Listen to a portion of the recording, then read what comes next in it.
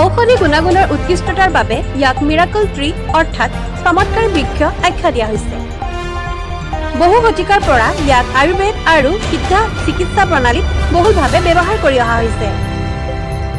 ভাৰতে প্ৰতি বছৰে ইয়াৰ 1 পৰা 1.3 মিলিয়ন টন উৎপাদন কৰি আহিছে। উৎকৃষ্টতাৰ বাবে ইয়াক ৱৰ্ল্ড ভেজিটেবল চেণ্টাৰতো পদ্ধতিগতভাৱে উৎপাদন কৰা হয়। সূত্ৰ অনুসৰি আমাৰ প্ৰধানমন্ত্ৰী মাননীয় নৰেন্দ্ৰ মোদী ডাঙৰীয়াৰ খাদ্য তালিকাত ই বিশেষভাৱে স্থানপ্ৰাপ্ত।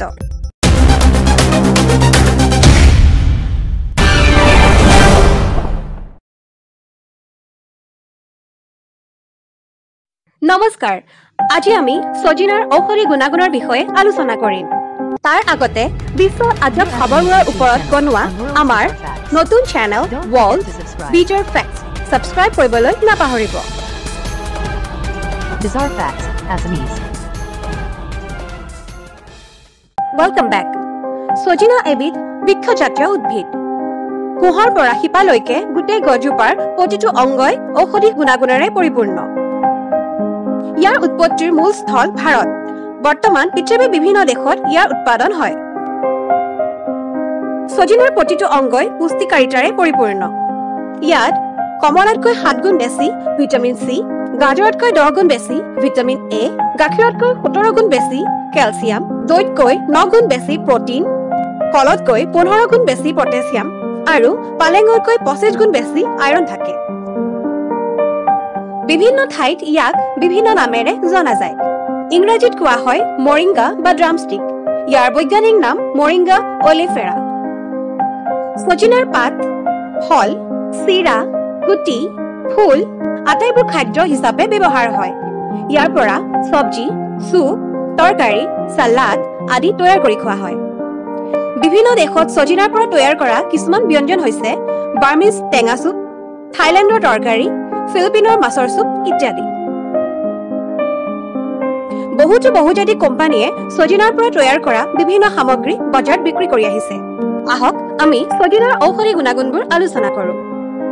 জ্বলন পূৰণ হৈছে বিভিন্ন ৰোগ যেনে কৰ্কট, বাত বিষ, গাঁঠিৰ বিষ আদিৰ মূল কাৰণ। সজিনাৰ পাতত ইছ'থিঅচিয়ানেটছ নামৰ এবিধ জ্বলন পূৰণ বিৰোধী উপাদান থাকে। গতিকে ইয়াৰ সেৱনে আমাৰ দেহৰ জ্বলন পূৰণ সমস্যা দূৰ কৰি আমাক সুস্বাস্থ্য প্ৰদান কৰে। সজিনাৰ পাত এণ্টি অক্সিডেণ্টৰ উপাদানেৰে ভৰপূৰ। ইয়াত প্ৰচুৰ পৰিমাণে ভিটামিন চি আৰু বেটা কেৰটিন থাকে, যি আমাৰ দেহৰ অপ্ৰয়োজনীয় দ্ৰব্যবোৰ নাশ কৰি টাইপ 2 ডায়েবেটিছ, হাৰ্ট প্ৰব্লেম, অলজেমা আদি ৰোগৰ পৰা ৰক্ষা কৰে। ইয়াত থকা কোৱাৰচেটিন নামৰ এণ্টি অক্সিডেণ্টে ৰক্তচাপ হ্ৰাস কৰাত সহায় কৰে। ক্ল'ৰজেনিক এচিডে আহাৰ গ্ৰহণৰ পিছত আমাৰ তেজত শৰ্কৰাৰ পৰিমাণ সুস্থিৰ কৰে। গতিকে সজিনাৰ পাতৰ নিয়মীয়া সেৱনে আমাৰ দেহত এণ্টি অক্সিডেণ্টৰ পৰিমাণ বৃদ্ধি কৰি বিভিন্ন বেমাৰ আজাৰৰ পৰা আমাক ৰক্ষা কৰে। হৃদৰোগৰ এটা মুখ্য কাৰণ হৈছে কলেষ্টৰল। সজিনা পাত সেৱনে আমাৰ দেহত থকা কলেষ্টৰলৰ পৰিমাণ হ্ৰাস কৰি আমাক হৃদৰোগৰ পৰা ৰক্ষা কৰে। যক্ষ্মা ৰোগত ভোগা মানুহৰ বাবে সজিনাৰ পাত সেৱন অতি উত্তম। ইয়াৰ পাত সেৱনে যক্ষ্মা ৰোগৰ ঔষধে কৰিব পৰা পাৰ্শ্বক্ৰিয়াৰ পৰা যকৃত সুৰক্ষা দিয়ে তথা ক্ষতিগ্ৰস্ত কোষৰ পুনৰ নিৰ্মাণৰ কাম কৰে। তাৰোপৰি ই যকৃতত প্ৰটিনৰ পৰিমাণ বৃদ্ধি কৰে। যকৃত এক এনে অংগ য'ত আমাৰ দেহৰ কিছুমান বিশেষ ক্ৰিয়া যেনে তেজৰ পৰা বিষাক্ত দ্ৰব্য নিষ্কাশন, চৰ্বি ভাঙোন তথা পুষ্টি শোষণ আদিবোৰ সম্পন্ন হয়। এই ক্ৰিয়াবোৰ সুকলমে চলিবলৈ যকৃতৰ এনজাইমবোৰ সুস্থ হৈ থাকিব লাগিব। সজিনাৰ পাত সেৱনে যকৃতৰ এনজাইমবোৰ সুস্থিৰ কৰি ইয়াৰ কাৰ্যাৱলী নিয়মীয়া কৰি ৰাখে।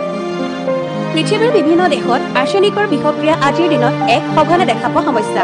আমি খোৱা আহাৰ পানীৰ জৰিয়তে আমাৰ দেহত আৰ্ছেনিকৰ প্ৰৱেশ ঘটে আৰু ই আমাৰ দেহত কৰ্কট ৰোগ, হৃদৰোগৰ দৰে বিভিন্ন ৰোগৰ জন্ম দিয়ে। সজিনাৰ পাত সেৱনে আৰ্ছেনিকৰ বিষক্ৰিয়াৰ লগত যুঁজি দেহক এনে বিপদৰ পৰা ৰক্ষা কৰে। সজিনাৰ পাতত যথেষ্ট পৰিমাণে এণ্টিবায়টিক আৰু এণ্টি মাইক্ৰবিয়েল উপাদান থাকে, যি আমাৰ হজম সম্বন্ধীয় সমস্যা দূৰ কৰি কোষ্ঠকাঠিন্য, গেছ, পেট উখহা, অন্ত্ৰিক যন্ত্ৰ উখহা আদিৰ পৰা আমাক ৰক্ষা কৰে। ইয়াত থকা প্ৰচুৰ পৰিমাণৰ ভিটামিন বিয়ে আমাৰ হজমী শক্তি উন্নত কৰে। সজিনাৰ পাতত প্ৰচুৰ পৰিমাণে কেলচিয়াম আৰু ফছফৰাছ থাকে, যি আমাৰ দেহৰ হাড়ৰ বাবে অত্যন্ত দৰকাৰী। ইয়াৰ সেৱনে আমাৰ হাড় খুনখুনীয়া হোৱাৰ পৰা ৰক্ষা কৰে আৰু হাড় আৰু দাঁত শক্তিশালী কৰে। ইয়াত থকা এণ্টিছেপ্টিক উপাদানে আমাক বেক্টেৰিয়েল ইনফেকশ্যনৰ পৰা সুৰক্ষা দিয়ে। ইয়াৰ প্ৰয়োগে ঘাঁ শুকোৱা তথা ঘহনি খোৱা, কটা চিঙা, পোৰা আদিৰ স্থানত তেজ গোট মৰাত সহায় কৰে। সজিনাত প্ৰচুৰ পৰিমাণে খাদ্যপ্ৰাণ, খনিজ লৱণ, আইৰণ, কেলছিয়াম, মেগনেছিয়াম, আঁহ আৰু প্ৰটিন থাকে, যিবোৰ গৰ্ভৱতী মহিলা আৰু শিশু উভয়ৰে স্বাস্থ্যৰ বাবে অতি দৰকাৰী। ইয়াৰ সেৱনে গৰ্ভৱতী মহিলাৰ কিছুমান সমস্যা যেনে পুৱা ভাগত জ্বৰ লগা আদি দূৰ কৰিব পাৰি আৰু দেহলৈ শক্তি আনিব পাৰি। ইয়াত থকা প্ৰচুৰ ফলেটে শিশু জন্মত হ'ব পৰা স্পিনা বিফিডা নামৰ নিউৰেল টিউব ডিফেক্টৰ পৰা সদ্যজাত শিশুক ৰক্ষা কৰে। মাতৃৰ দুগ্ধ গঠন বা বৃদ্ধিৰ বাবে সজিনা পাতৰ ৰস ঘিৰ লগত মিহলাই খাবলৈ দিব লাগে। ইয়াৰ সেৱনৰ দ্বাৰা শক্তি বৃদ্ধি, প্ৰজনন ক্ষমতা উন্নত কৰা তথা স্পাৰ্ম কাউণ্ট বৃদ্ধি কৰিব পাৰি। ইয়াত থকা কামোদ্দীপক উপাদানে দেহত দেখা দিয়া বিভিন্ন যৌন ৰোগৰ পৰা উপশম দিব পাৰে।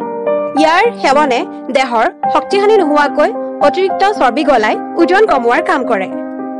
ইয়াত থকা প্ৰচুৰ পৰিমাণৰ এণ্টি অক্সিডেণ্ট আৰু পুষ্টিকাৰক উপাদানে চুলি আৰু ছালৰ শ্ৰীবৃদ্ধিৰ কাম কৰে।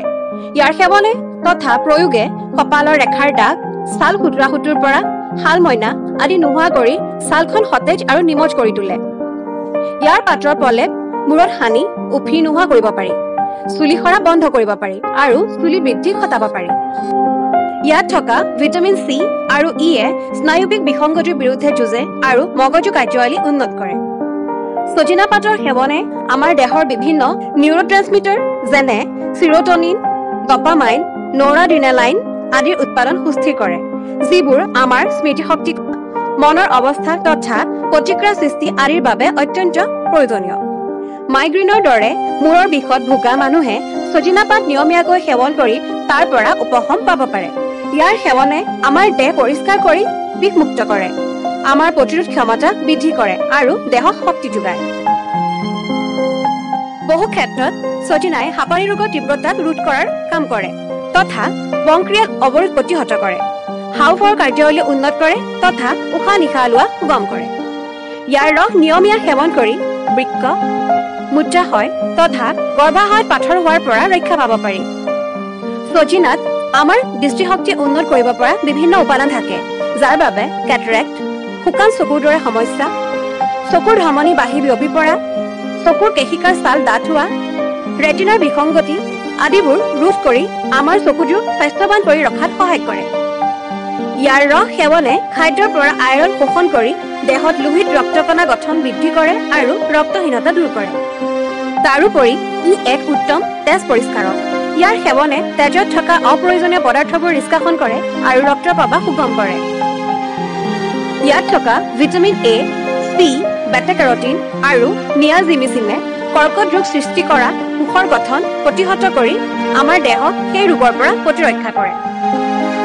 ইয়াৰ কোনো বিশেষ পাৰ্শ্বক্ৰিয়া নাই, কিন্তু ভালদৰে ৰান্ধি নাখালে ই হজমী সমস্যা সৃষ্টি কৰিব পাৰে। আজিৰ খণ্ডটো কেনে পালে আমাক কমেণ্ট কৰি জনাব। পৰৱৰ্তী ভিডিঅ'ৰ বাবে চেনেলটো ছাবস্ক্ৰাইব, লাইক, শ্বেয়াৰ কৰিবলৈ নাপাহৰিব। ধন্যবাদ।